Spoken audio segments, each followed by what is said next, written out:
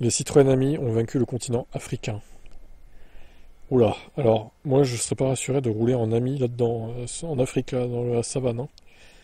Le moindre lion qui arrive, il te bouffe la porte, il te bouffe tout court aussi. Après 4 mois d'une aventure extraordinaire de plus de 16 000 km à travers 16 pays d'Afrique, la croisière verte a atteint son but rallié Ouarzazate au Maroc, au Cap, en Afrique du Sud. Conçue et dirigée par Eric Vigourou,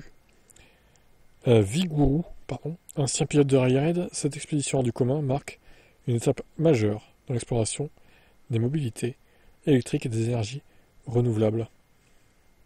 Après 3 ans de préparatifs, nous sommes fiers d'avoir achevé cette expédition historique, a-t-il déclaré.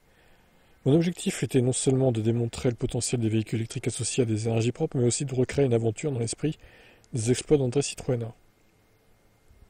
Et comment ils ont fait pour se recharger du coup? Avec des Citroën Ami qui ont 75 km d'autonomie en plus.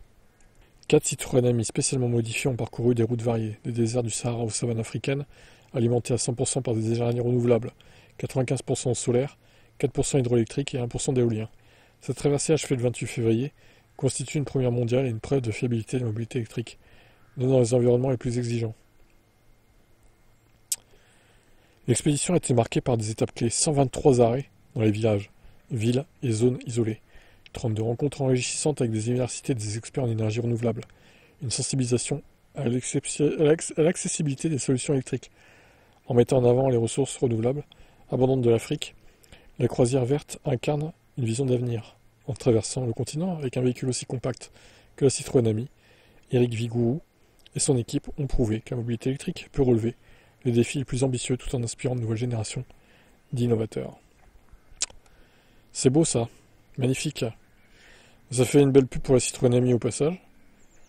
Après bon, pas sûr que c'était le meilleur véhicule pour faire ça, mais apparemment ils ont réussi, donc ouais, ils les ont un peu modifiés, effectivement, l'avant, là, les bas de caisse. Ils les ont un peu surélevés, j'ai l'impression aussi. Étonnante aventure, en tout cas, hein. Bon, pourquoi pas. Il faut tout pour faire un monde.